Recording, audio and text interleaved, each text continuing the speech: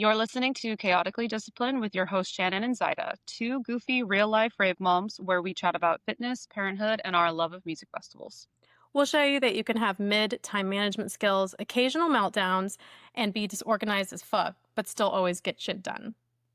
Hello, welcome back, everyone. Today, we wanted to do more of like a fun, light episode and go over our favorite festival memories. And so the way that we decided to do this was I created a list and Zaida created a list, and we haven't talked about what they are. And we wanted to do one list that was like our top memories together at festivals, because obviously that's something we love sharing with each other, going to festivals together. We've gone to so many without each other, but we've also gone to a lot with each other. So we wanted to create a list of our favorite moments together at festivals, but then another separate list of just general festival memories. So we don't know what each other has, so we're going to go back and forth and see if there's any overlap.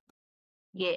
All right. So In who's honor going of to this start? episode, I'm wearing my no face sweatshirt that I always wear to festivals because there's an abundance of anime nerds in this community. And so I always can be like, I see you, you see me, okay. Like people understand the dirtiest things that you would not get the love from otherwise. So that's why I wore this today for no Yeah, face for people that know. that's true. I mean, really, there's an abundance of nerds. And yeah, especially in the music space and the EDM space, but that's why I love it. It's probably why I make friends so quickly. Exactly. I am also a dork. That's the real term for me. That I was a dork and not a nerd. I'm like, whatever. Is there a difference? What's the difference? Apparently, there's a whole chart. God, is nerd someone who's smart? Yeah. A dork is just an idiot. I think he was insulting you. No, a dork is a goofball that's not necessarily smart. A nerd is a goofball that's smart. Yep. I was like, wow. When I looked at the chart, I couldn't believe it. All right, Craig, PB&J for dinner today. Yep, definitely. No, honey, you're not a nerd. You're a dork. Damn it. Oh well. Too Okay. bad. At least I'm cute. All right. I've already talked more than you, so you go ahead and go first. Yes. So my third favorite memory would be on Groove Cruise when we were backstage together for the Midas show, and we were dressed up. You were dressed up as Katana, and I was dressed up as Chun-Li, and you and Kenny got me and Craig on stage, and it was just freaking amazing to be back there with your rave fam that we've kind of like been introduced to, and yeah, it was just amazing. We were backstage just partying all together, and I never experienced something like that, so that was really That is probably because I remember I told you I made like a list of 5 because it's really hard to narrow these down, and I was trying to order them, and that was going to be like my number 3. Yeah, I was talking about it last night to Allie, like I told you, and that was just so special. Like to have you there. That whole Groove Cruise experience was really special because that was like the first time I had like a good amount of clients go. I had a lot of friends go. You were there, and all of you finally got to see Kenny play a set on Groove Cruise. Mhm. And then to get you and Craig backstage with us and like our little Groove Cruise fam, like our crew, I was just like, it was like the best night of that There's whole. nothing better. It was so fun, and I just remember, like, looking back while, like, I think Sam was I don't remember if it was Sam or Joe playing, and, like, you were there, and everybody's just vibing, and I was like, "This is the favorite thing I've ever done." It's a It dream was come just such a true. moment. I don't know, it happens every group cruise or festival where you're just sort of like you can't plan it or force it. Groove Cruise always has these moments where there's like one night where you're like, this is the top night of this whole experience this year. And that was that one for me. So yeah, it feels weird to be like, that's number 3. Yeah, that was my number 3 for my festival memory with you too. So At least I'm glad that we have one so mhm, far. yeah. Okay. Number So 2, number 2. this one was so hard for me to decide that it was number 2 because it feels like number 1 in certain ways, Mm-hmm. but there's nothing like an OG moment, so the OG moment will come. But In and Out of Love playing at Dream State. So many memories go to my Armin sets, but we have loved this song since we started liking trance music, and like you had told me this originally, and actually maybe it was Kenny, that said how Armin retires tracks. Mhm. Never would have thought we would have heard this song ever again. And this is a supposedly retired track, and we're standing there listening to Armin, and all of a sudden starts playing, and I'm like, and I like Yeah, I hold remember your we looked head, at each other, your we're like, arm. "No way, no way, no way." Exactly. So it was just like an unbelievable moment to hear. It was a remix of it, but it was just like, holy shit! Like I I never never thought I thought was we were gonna gonna hear get that. that ever in an Armin set, and then the fact that I heard it with you was special. Yes. Yeah, I don't wanna interrupt if you're still talking about it. Well, no, that's it. Just the fact that it was together. Like we could have heard that and been like, Mhm, God, I wish you were here mhm. for this set. It's like, no, we were together at that moment for Yeah, our favorite Armin song. So yeah. one of my favorites, and you know. So, that was on my list also. I think I was gonna put it as so here's the thing. My top 2 memories with you, I feel like they're tied, so I'll just jump into this one because I was gonna put this one first, but since you said it, I'm like, okay, because it's also tied with, like, number 1, I feel like. So I'll just go ahead and talk about this one since, it could be 2 or 1. But that to give a little bit of a backstory, like you said, "In and Out of Love" is our favorite, at least our favorite Armin song together. It's sort of like our Armin song, and the reason why for me is, again, you and Kenny were the ones that introduced me to EDM, specifically trance, and it was back in, like, 20 Jesus, I don't even remember. It was around, like, the 2008, 2009 period because I hadn't even gotten pregnant with a kid yet, like, it was a while back, and I would run with, like, my little iPod shuffle, like, clipped. Like, you gave me a couple of songs, and "In and Out of Love" was one of them. So it was, like, the only Armin song I knew for a long time, and I loved it, and so once I got into raving with you guys, that was again, it was like, I didn't know a lot, and he never plays that song, and I realized, like you said, he retires tracks because he has so many, and that's just one of those he doesn't ever really play out again, and at that moment at Dream State, that Dream State was special for a number of reasons, but you had told me you were pregnant at that Dream State. I don't know if I've actually told you Yeah. this part. And because when I was telling Allie this story last night, she was like, "You have to put that one as number 1." You told me you were pregnant, and then we went and saw Armin, and then he played that song, and I can't remember exactly if he played it, like, into Wild Wild Sun or not, but it was like he Yeah. played those songs, like, very close to each other, and I Mhm. looked at you, and I was like, "She's having a boy." Like, I just felt it, like, in my I just felt it. That's Like, crazy. but I didn't tell you because you were like, you wanted a girl and, like, you were so sure it was a girl, and I was like, "Well, I got a 50-50 shot at being wrong, right?" But, like, something in just because that moment was so special and you had just told me, and then, like, those 2 songs together were, like, in that set, I was like, "She's gonna have a boy." It's the best thing ever. Oh my God. And so then when you told me it was a boy, I was like, "Yeah, I mean," I've I been was like, foretold. I had a feeling. Armin told me. Oh my God, that is amazing. Anyway, so yeah, that was like I was like, I don't okay, it's tied for 2 or 1. It's up there. It's definitely up there. Oh, I But love that. That's alright, another that song is also tied together because we, like, both love that Wild Wild. yeah, we both love that, and now, I have 2 little boys, you're about to have 2 little boys, and so that song is very special when you have boys. It's Oh, just yeah, like totally. it's a very special song for sons, so that was a important moment. I feel like it's gonna be hard to, like, top that one because there's a lot of, like, sentimental attachment to that whole experience for both of us. Yes, seriously. Well, my number 1 is our first ultra together. So, it was hard to even pick the actual moment that was my favorite because there were many. Me and you were on top of like, you were on Kenny's shoulders at one point, and I was on Craig's shoulders at one point at, like, the Alan Walker set.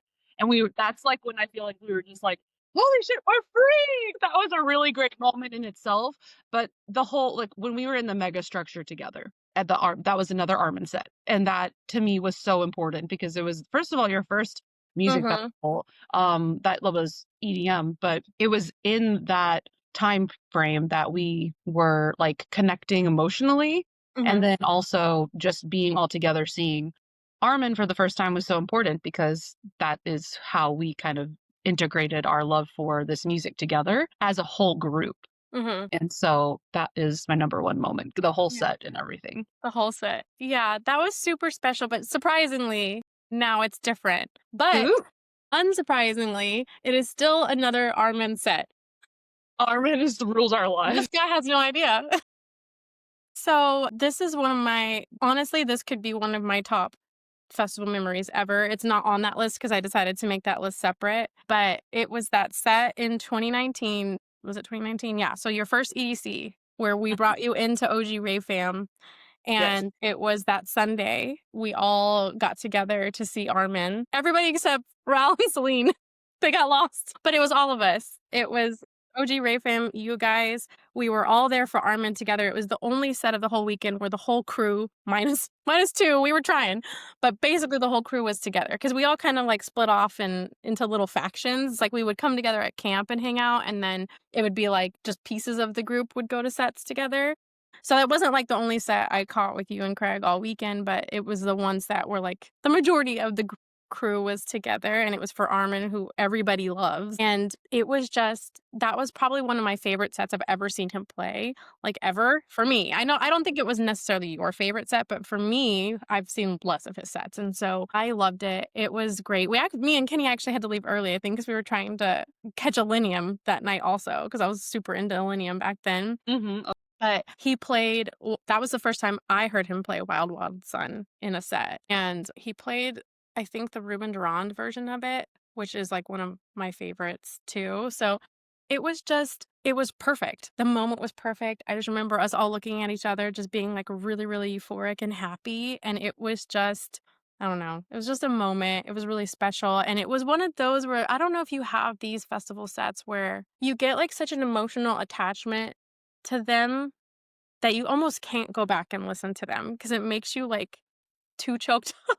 I don't know. That's how it works for me. Like, Oh, 100%. so It's like like too you much. I couldn't, have to be in a certain zone to be able to yeah, feel you're like that that emotion. one that like pulls too much emotion for me. I can't deal with that right now. And so Yes. that set in I don't know if I've ever gone back to watch it. I've listened to pieces of it, but it was just so special. And the other thing too, I think that made it even stronger was that was 2019, and we didn't know it then, but we were getting festivals taken away from us for like a good long while. True. And so I can remember that, like, that was one of the few days we stayed, that last night we stayed for the sunrise, which I try to avoid doing. And I can remember leaving the stadium as the sun came up later on that night because Armin plays at like, it was around firework time. So like 1 something, 1:30. Yeah. So by the time we left with most of the crew also that was at that set to head back to camp, and the sun was coming up, and it was just sort of like that, like, that like sad feeling that you're like, oh man, gotta wait till next year. And I just remember looking around like this weekend was perfect. It was Mm-hmm. so fun. I have other memories from that same year that I wrote down, but I just remember looking around. And then when COVID hit the next year, like it was like that was burned into my brain, like looking at across the stadium, like as the sun was like rising. Yes. Have I been saying sunset or this whole time? I think you said sunrise. My brain was like, Trust "Did me, you say sunset?" we'll have to review. Remember what I said about dementia? Remember what The signs that the signs are there. that meme that I sent you with that woman infusion defines. So anyway, yeah, the sun was rising, looked around, it was just a perfect weekend. We had capped it off with, like, that Armin set with the crew, and I was like, I love this place, it sucks to leave, like, till next year, and then there was no next year. Like, 2020 happened, and so I just kept recalling that memory, so then that made it even harder to go back and watch that Armin set because I was like, "I don't know when this is ever gonna happen again." I know, right? For Yeah. real, there was no hope at certain points. Yeah, so but the fact that you were there for that, like, makes it even more special 'cause I have these special memories and moments, obviously, like, without you, and you do too, and we're about to go into that, but there's always, and it doesn't take away from it, but when something like that happens at a festival, I'm like, "Dang, I wish Zaida was here." Like, No, that's the only thing that would make this better, and it doesn't ruin the moment for me, but it is like, that's kind of always in the back of my head. I think you get what I'm saying, 'cause then I have to go back and tell you about it, and I'm like, "Oh, she coulda just seen it." Uh, but totally. so the fact that this, like, perfect ending to that 2019 EDC Las Vegas you were there for, I was like, "I have no complaints." Alright, did you have more for our list, like honorable mentions or no? Honorable mentions. I actually didn't. Well, I didn't include that because I just have the 3 here. Honorable mentions. You don't have to. I had 5. I don't have to talk about them. Your honorable mentions first, because I Okay. have several that I'd have to narrow down now. Okay, let me see. So what did I talk about? Because I listed them out of order from how I talked about them because chaotically disciplined, what other way is there? Okay. getting a tattoo with you on Groove Cruise was True. like, which is one of those things, because that was the thing too. And I kind of talked to you about this about the other list where I was trying to make the festival moments be more kind of like musical or like set related or like an experience that was happening during something like that. So like Yes. it could be argued that the tattoo thing was like, yeah, that happened on the ship on Groove Cruise. So it's part of the festival experience, but it's not like related to like a moment at a set or something like that. But I True. still listed it because it was really, really important when we got these matching tattoos. We had talked about it forever. We wanted to do something like that. And then that Groove Cruise of 2024, the one you went on, they one of the things that they had on that ship was tattoo artists, and you could Pink book. flamingo. Yeah, the Pink Flamingo, and that which was like, "Hell yeah, let's get a tattoo together, like, on Groove Cruise." And so I contacted them, like, we decided what the quote was gonna be, and then I created the little font, gave it to them, and we got it together, and I thought that, like, that was just a really cool moment because the Yeah. tattoo itself is special, so not a lot of people know what it says. It says, "Art is how we decorate space, music is how we decorate time." And so, Mhm. obviously, we have the music connection between us, but we're also artistically connected because we're cousins by our mothers, and that side of the family is very creative. Like, both of our moms are very creative. My mom loves to paint. Your mom's more of like a 3D artist, really. Like, if we're going to compare, my mom's more of the painter and yours is she likes to do floral arrangements. She likes to create things or build things like that. But that whole side of the family, very artistic. Our dads are like the athletes and the sports people, not artistic at all. And our moms are the creators. And that's how we're related. And so it was like a whole thing. Like, so when we saw the quote, we were like, that's it. And then Mhm. to do it on Groove Cruise, and that Groove Cruise was really special for reasons we already talked about. Ultimate way to get a meaningful Yeah, tattoo for I'm like, I don't know if I can make this tattoo any more meaningful. us. So yeah, that was special, but it's sort of like, is that a festival moment? Yes, no, maybe, I don't know. So I had it on the list, but Put that on my honorable mentions too, yeah, because that's why I of lowered course. it. And then the only other one, which to me, if I was gonna put a fifth place honorable mention, this is a good spot. Was seeing Alesso into Seven Lions on the October EDC, which was the first EDC back. So this was the one that like we had that perfect 2019 ending, and then nothing for a long time. And we came back together with the crew for camp. October 2021, we went to the October EDC. And you were there, and that was really special because that's also the first time that I met Emma Capotes and Vibe with Aid in person, and you were there for that too. So like, Oh, again, yes. anytime I have these special moments and I get to share them with you and have you like be a part of it, it like elevates it for me. And so they were all there at that set. And I had always wanted to see Alesso. I had never seen him at a festival, and Seven Lions is one of my faves, as everybody knows. And so to see Alesso into Seven Lions, I was like, this is amazing. And then everybody that I wanted to be there was there. And it was the first festival back that we had been to since COVID. And so I had to have that on there. Like, is it a top, like, most amazing special thing ever? Deep, deep, deep, like the other ones? No, but it's still important. And like, I have a lot of really happy, like, feelings associated with that. And it was like, yeah, like, this is awesome. So that was my Yes, and fifth he one. played Is it Lose Myself? Yes, he We played all were that. blaring, like, we were all We screaming were it. Oh, screaming it. I that have was great. videos of that. So Yeah. good. Oh my god, that made me so Yeah, I have, like, I have memories of that, specifically that moment. So, um, and one more little quick one, another honorable mention was actually the Miss Monique set at Dream State. I thought about that one too. I thought about that one too because I had kinda liked her, Mhm. but, like, when we were together at that set, I mean, we kept looking at each other and I was like, "Holy shit, like, this is exactly everything I wanna hear right now." Like, Yes, she played is it the electric? electric. Yeah.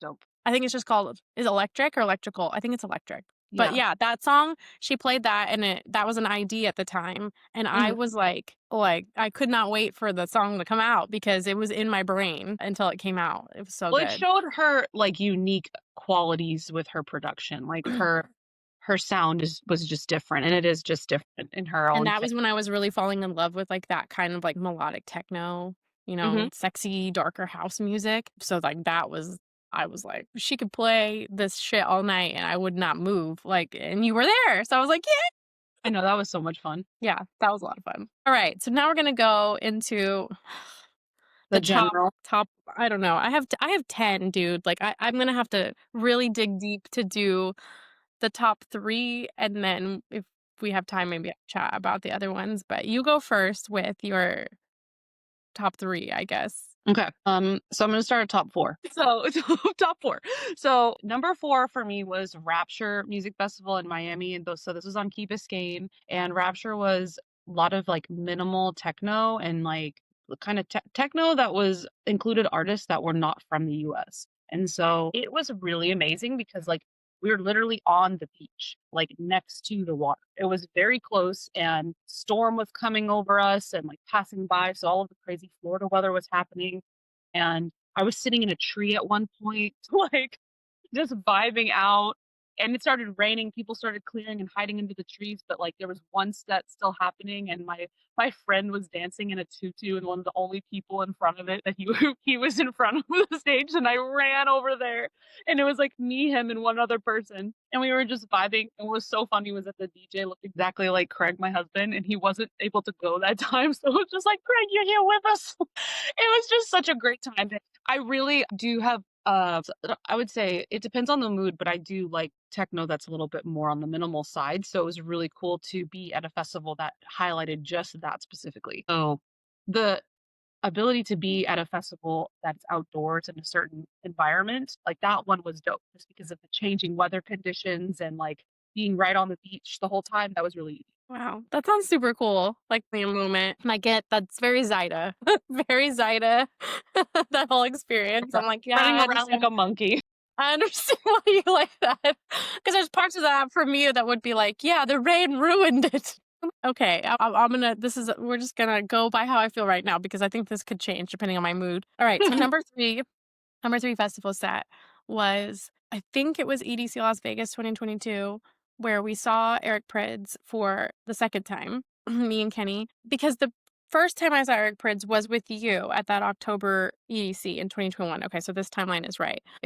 That was the very first time we saw him on day 3 during fireworks, and I was bummed. It was more of a like Cerez D set. He didn't like the visuals were not super amazing. Like it wasn't what everybody told me it was going to be. It was still good, but it wasn't what I was expecting. So for me, it was kind of a letdown.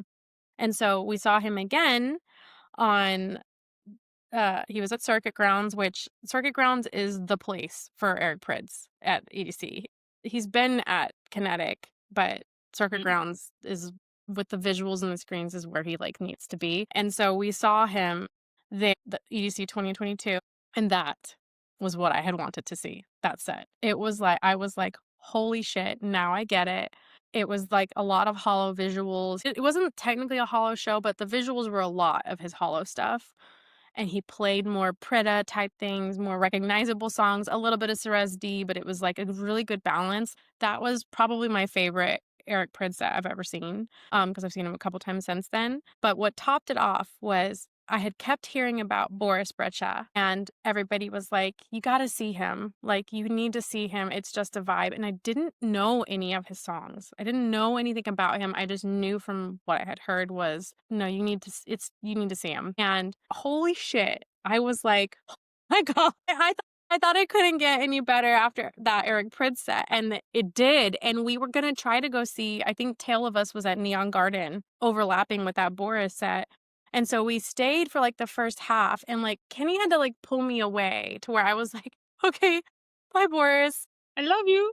And so we bopped over to Neon Garden for like a little bit, and Neon Garden is not where Tale of Us needed to be. So like I couldn't get the vibe of that. Like I couldn't, after coming off of that, Eric Prydz perfect set into Boris Brejcha, like I fell headfirst in love with that situation. And Well, then they fucked up the stage for Neon Garden that year anyway. they fucked up the stage for Tale of Us. Yeah, that was when they brought back the dumpster bullshit that I don't like at all at EDC Las Vegas, because they had before that at October EDC, they had It was amazing.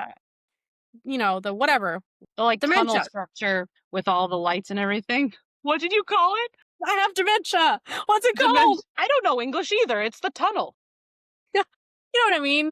it felt very warehouse vibes at that October EDC. That they should never have messed with that. They brought it back this past EDC, something similar, but that was the best Neon Garden, that October EDC. They should have kept that in May. They didn't. They brought back the dumpsters, and that's where they put Tale of Us. So we left, tried to give that a shot, and I was like, I gotta go back. I was having too good a time to be over here just because it's Tale of Us.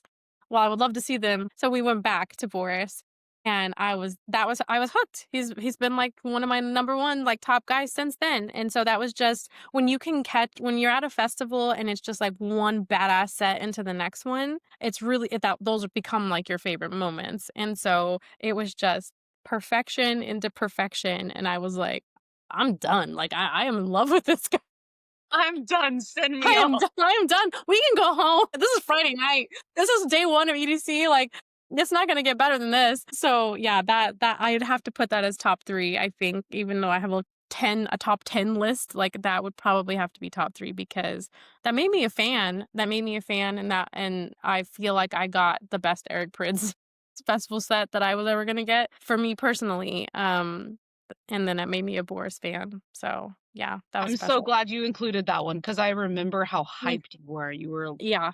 Yeah, like the yeah. whole energy, and you were so excited. First of all, I was so happy that you finally got that type of vibe from Prids because I had had that at Ultra, and I knew what it was like to hear him play more Prida set, Prida songs and stuff, which is my favorite alias of his any Mhm. years too. So that that's awesome that you had that. But then into Boris, and that's when you actually like you got to see him play the full, like pretty much the full set, but just like also fall in love with him, like that discovery moment. All of it's Yeah. amazing. And that was another one where, like, I didn't know any of his music, but then he played Gravity, fell in love with that, figured out what song, but he played Level 1 at that set. This was 2022, and he didn't release that fucking Wow, song that was for, like, early. 2 years. He didn't release that song for 2 years. So I was, like, just binging his festival sets because then he played it at, like, Tomorrowland, and he played it so I would just go watch his festival sets just to hear him play Level 1 until he finally released it, like, 2 years later. But, like, that I was hooked and obsessed with that song because of the feeling it gave me in the moment of that set, the first time I saw him because I heard it and I was like,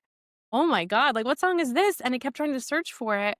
Like, I was, like, searching, and I figured out what the name of it was, and it was an unreleased track. And so I was just impatiently waiting until he finally released it, like, 2 years after I heard it, I think. That is crazy that it took 2 years. Torture. What a good little tease.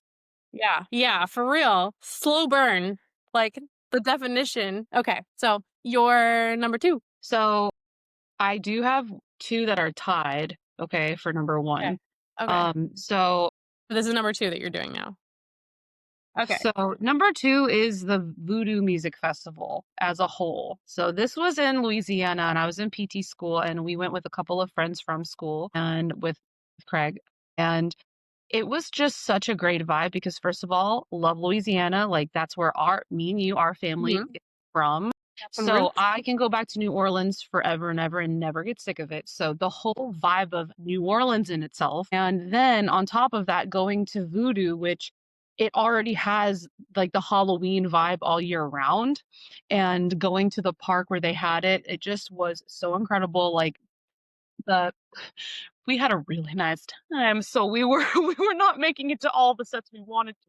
We were just trapped by the music and, and just having a really fucking awesome time, but it was Yeah. the whole that's another thing with, like, location can make a difference, Mhm. where before and after the festival, you have this energy that's coming from the place that you're in, and you understand that if you've been to New Orleans before, but then on top of it, like, that theme carried into the festival itself, so it was just very spooky right around Halloween too. So, yeah, that was one of my top ones because it's a unique that hub of just the world is crazy. So you Yeah. can't get that from anywhere else, New Orleans and energy. So, Voodoo, definitely top 2, I and was it was wondering if you were gonna put that because I remember you telling me about that, and I think that was I can't remember if that was before or after. I feel like you did that before I went to Ultra for the first it was time. 2016. Okay, so that was the fall, right? Because I didn't go to Ultra until 2017, so I knew kind of about the festival thing that you were doing, but, like, I didn't get it, and I just remember you showing me pictures, and I was like, "That sounds really cool." So that I remember, like, your recounts of that, and I'm like, "That sounds like such a badass experience, like, such a fun festival." So I was wondering if you were gonna have it on here. Yes, it was fun too because I got to wear my carnival outfit to that one, and I was Mhm. like a dead carnival person, like, I made myself, like, zombie-like, and Yeah. me and Craig what the term is called play in carnival. We did that the first year we were in Miami, and so I got to wear that again, so it was just, like overall, it was just, like, a lot of fun Yeah. and Yeah, I remember really your outfit looked, like, really sick too, so, yeah, I would that's a good one to have on here. So my number 2 festival moment, this is a really, like, personal fam. It's funny, it's a Groove Cruise fam, but it's at EDC. So cool. my our core, like, Groove Cruise fam, like, we're close, very, very close, like, best friends, and this all happened because of Groove Cruise is, me and Kenny, and then Joe Midas and his wife Lacey, Sam, trifecta. Skeeter's, like, the main, like, core of the group. Um, He's like the papa. he's like the papa. He's the papa of the group. Rico and Michelle from Years and Years of War. And then Nolan and Hannah, which is Mhm. Nolan is Amity, they weren't there for this. They were the only people that were missing, so pretty much almost everybody. And then Courtney. Courtney was also there as well. And the next day, Emma and Jeff were also there, but for this particular moment, it was Joe, Lacey, Sam. Well, not quite Sam. I'll get to that point. Me and Kenny, Rico and Michelle, Courtney. So that was kind of like most of Groove Cruise fam are like very, very bestie friends were here for this. So I have to backtrack before I get to the moment. So this festival, this was EDC 2024. So this was last year. Joe was playing main stage on Friday. Sam had a pool party the day before on Thursday, but then he had to leave because he had like 2 other shows to play at in California. And we were all bummed because we were like, Sam, we were trying to twist his arm. We were like, you got to come back for Joe's set on Saturday because Joe had 2 sets. He had his main stage set on Friday, which was it was really hard to actually not put that on here because that was really one of my top moments also. But this part on Saturday tops it, and I'll explain why. Like we were side stage for Joe. It was amazing to support our friend. His set was perfect. It was like during sunset. It was such a vibe. But Sam wasn't there. Like, so we had seen Sam the day before and then he wasn't there. And we were all trying to be like, hey, figure out how to come back for Joe's set tomorrow because Joe had a set at a smaller stage, like one of the little hidden stages. There was a Dunkin' stage. It was the first year there was the Dunkin' Donut stage at EDC. And Joe had a set Saturday, like late Saturday night.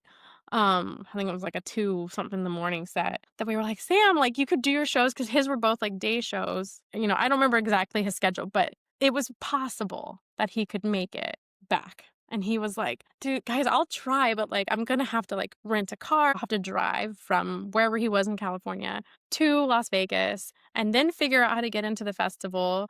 Which, that's a whole thing because, he wasn't an artist that was playing the festival and this was like a last minute thing. And so that all his arrangements got made. He drove back. And it was sort of one of those things where it's like he kept saying, and this is not on Sam, but this is just people in general. We were all like, I know he wants to come, but I don't know if he'll be able to do it. Cause like that's it is sort of asking a lot. Like, Big effort. yeah, I mean, it's a lot of travel. He hasn't been sleeping very much at all because of all the shows he's been playing, and then he's gotta drive to Las Vegas, and then he's gotta figure out how to get in here, and it's gonna be, like, the middle of the night by the time all this happens, and everybody it's not like you get into Las Vegas and then you're close to EDC. Like, you have to check into the hotel, and then you have to get transportation to the festival, which is, like, 45 minutes to an hour, and then it's a whole thing, and so there was a lot of moving parts that had to happen just to get him to the Dunkin' Donuts stage at like 2 something to be all with our family. So we were sort of like, I don't know if he's gonna be able to do it. So anyway, so Skeeter, like, thank God for him, he was sort of like, because the other issue is when you're at ADC, you have no cell phone reception. And so we're just So all trying to true. be like, okay, if anybody hears from Sam, Skeeter has to go get him to bring him back to where we are and all of this. Yeah, Skeeter's gonna go back to the artist compound, get him, like all these things, right? So Sam arrives, Skeet leaves to go get him, brings him back. It's literally like minutes before Joe starts playing. And like we're all back in the green room and Sam walks in and like I wanted to cry. I was so happy that I didn't cry, but like I wanted to cry. And we were all like, he's really here. Like he really made it. Like, we're like we were just like we knew he was trying, but we were like but then we kind of felt bad that we were like even asking him to do this, but we were like, but wouldn't it be so amazing if he was here? Because Jeff also plays Seven Lions also played the next day on Sunday because we were like, yeah, Sam, you come back and then you just stay and hang out and then you could be at Jeff's set and like it's just gonna be a great time. And he made it back. He made it back and like that just that feel it was just Sweet victory. yeah, it was just, like, the warmest, fuzziest feeling to have, like, the one he was, like, the one little missing puzzle piece. Mhm.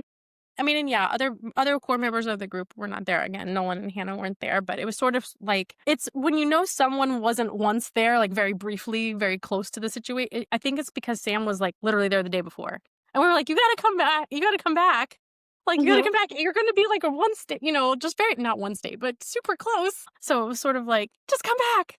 And, it was amazing. It made the weekend because then the next day was this is where it gets hard for me, is the next day was just as special, but I can't put it as my number 1. That So it's I will mention it in the honorable mentions, I guess, but the fact that all of us were there together for, like, everything that happened the next day just made that whole EDC was, like, a crazy, wild experience, and I have so many, like, great memories, but this one in particular where he made it back was just because Liam is, like, one of our best friends, and like a the most triumphant return yeah, possible. it was just like, "Oh my god, like, you're really here. You're really here, like, now we can go have fun," and it was the funnest night. The next day was so fun, like, it was really special that he did that. It was just it's all of us would do that kinda thing for each other, but when you, like, have a friend that, like that was a lot of shit for, like, Skeeter to get him there, for Sam to get there, like, that was a lot of stuff. You could have been like, I'm tired. I'm not gonna make it, like, I'm sorry." And he came just to hang out with us, and it was, like, the You just don't coolest get to fucking see thing. at that point, Yeah. you guys weren't, like, seeing each other all the time, so it was important. No, like, we would see each other separately, like, everybody comes together on Groove Cruise and hangs out, and it's like a little reunion for our friend group, and we'll see each other throughout the year, but it's always, like, us, the group in pieces. It's not the whole group together, and so we had seen each other at Groove Cruise in January, the one you were on, and then we had this EDC experience where for the most part, most of us were together again, so, like, that never happens, and it was so fun. It was so fun, and yeah, like, him coming back for that when he didn't have to, and everything he had to go through, it was wild, but it was so special. Like, it was so special, I'll never forget how that made me feel when I saw him. I was like a You guys proud are mama. I was like, "Oh, baby, he's here. my baby, come to me. He's returned." Oh my gosh. Well, you guys have such an amazing group of friends, like, you guys are so close, so that just Yeah, can it imagine was how that so must have fun. everybody back together. Yeah, it was so fun. That memory's hard to top. Even though there's a lot of other ones that were super special, like, that one is really it's special in a different way, so that was my number 2. I Alright. for telling me that story. Yeah, yeah, even when every time I repeat it, I get, like, this happy. It's the same reaction. It's the same as, like, when it happened. It was I don't know. It's just the cutest, sweetest little friend story of friendship. Hell yeah, I love that. So, my number 1 was tied, so briefly, I'll say my number 1 was, an Above and Beyond set in Ultra. This was, I think, my first Ultra and with Craig, and, like, that's when we were, like, kind of in this time period of, like, falling in love with each other. And so it was at Above and Beyond set, and it was, like, raining part of the time, and everyone just still was stayed out, and they kept playing, but it was definitely, like, lovey-dovey for us and, like, really, like, falling in love. So that was one of my number ones. My other number one is, just for the music, was at EDC October 2021 at the Enrico set because Okay. that was my number one person I was looking forward to the entire weekend. On top of it being the first festival after the 2020 debacle. And you saw me for a minute, but y'all were like, "We gotta get out of here because it's too fucking loud." We were Yeah, yeah, literally yeah, yeah. front and center. Y'all were in the front. I don't even know if you had earplugs. We had ear pro in, and we were like, Craig "I did. I can't do this. I'm really gonna go deaf." Yes, it was bad for Yeah. that one set because right before it was, I think it's I always wanna say Eli Brown, and that was my favorite vibe from him because it was, like, the song Killer, like, his album was, like, on the darker side of things, and it just was really good, so he played before Enrico, and then we were front and center for Enrico, and he played so many songs that I loved, and just I was amazed by him because I couldn't believe I was seeing him in real life, and he was right in there, and the bass was so loud that it was producing wind, so it was just I was so focused in that set. Where like when we're with people, like you're vibing, sometimes you're chatting and stuff like that. But we were with friends that were really into like vibing and focusing into the music. So me and Craig were too. And I just felt like it changed my experience with music in general because I was able to like tune into it on a deeper level. And I was just amazed by the set and the vibe he put out. And it was probably like the first artist that I really loved, like a techno artist that I really loved, and that was like a big shift in music passion for me. So definitely for that reason, like the intensity of the build up to EDC, and then on top of it, just seeing him like in the flesh right there in front of me was I was just a fangirl and loving my life. Yeah, So yeah, yeah. No, that's really cool. That's a cool moment. And I get it. Like, that was your top artist, and it was just a moment for you. mhm. And then, like you said, plus it being the first festival back, I feel like that definitely adds to the whole experience for sure. Um, yeah, that's cool. Yeah, and like it was just such like a epic time to be going to festivals because everyone was Yeah. just amped, like we're Everybody back. was just happy to be back and, like, around other people and listening to music, like, out. Like, yeah, the vibe of that October EDC was different, and I don't think it could be recaptured. And I hope it's not, because the reasons it was different, I don't ever wanna have to go through that again. Exactly. Yeah, like, but it was different in a good way than any other festival, and so I feel like a lot of those moments, they're kind of like standalone moments for people who actually did go back to that EDC because it was, it was a different experience coming back after not knowing when we were gonna get that back, so it makes It's sense. grateful. The whole time Yeah. you're just literally grateful, like, "Holy crap, like, we finally are back in the scene that, like, is, defines who we are in a way." So Right. Well, because the way that I get over FOMO, and even now, it's been 5 years since COVID, but, like, even now, I'm back in the mindset of it doesn't matter if you don't go, there's always gonna be another festival. There's always gonna be mhm. another chance. You're always gonna have another chance to see this person. And that was, like, right after a time period where we had all been like, "Is this gonna happen again? How are we gonna get back there? When are we gonna get back there? Like, I think we're gonna get back there, but when is it gonna be, and how is that gonna look like?" It was just like you were just really grateful to be back because you didn't know when it was gonna go, if it was gonna go away again, or how it was gonna be, and so now we're back in, like, we've recovered and it's normal, Mhm. back to how it was before. If anything, oversaturated with choices. It's like it swung back super hard, but now, like, the mindset now is very different than it was right after COVID, where you were like, "I'm gonna absorb every moment that I'm here," because I kept recalling that 2019 EDC when I left the stadium and everything was perfect, and I was like, "I'll see you next year," and I didn't. And so when you came back in October, like, and you're just kind of like, We made it here and actually they didn't cancel the festival. I think we're okay, guys. I think it's gonna stay," but you're not sure. You're just sort of like you're like, "Well, I'm just gonna soak in every moment I have because the last time I felt like this, it went away for a long time." So, yeah, that makes sense that it would be that one. Okay. My number 1, this one's really hard because, again, I have quite a few that probably could go into number 1, but and maybe because this one is the most recent, but the Tiesto in Search of Sunrise set at this past EDC, like, Yes. did you think I was gonna say that one? I was hoping because if I was there, it would have been my number 1. That was one of those moments where I was like, "God, I wish Zaida was here." Like, that was the only negative thing I'll have to say, and it, like I said, it didn't detract from it, but there was many instances where I was like, it's almost like I felt bad coming back to tell you about it because I was like, "I wish she could have been here, and I don't wanna give you FOMO over it, but, I like, I was have to so share it with glad you." you went. I would have been secretly sad and mad if you hadn't gone to that set So, because I was like, again, "You have to I go for don't me." yeah, I don't get FOMO very often. And because it's like you can go back and watch stuff on YouTube, or like you're never gonna catch everything. You're just not That's just not how it is, get over it. You'll get something else very special that other people won't get. Like, there's always gonna be stuff. You can't see everything. that was me and Kenny are in our 40s, and we are so past wanting to see the sunrise. Like, we have done that. We kind of like try to call EDC around like the somewhere in the 3 to 4 window, because it's like, then we got to catch a shuttle, go back to the hotel, take a shower. Like, we're still not even going to get to bed until the sun is up at this point. So we don't tend to stay all night, unless, we get distracted with friends and we're going with vibes or whatever. But the plan is never to stay until the sun comes up. And Tessa was playing this set at like 4 o'clock in the morning. It's a sunrise set. And we were like, I don't know if we're going to make it. Like, this is day 3. We've had a great time, but I don't know if we can make it to that set.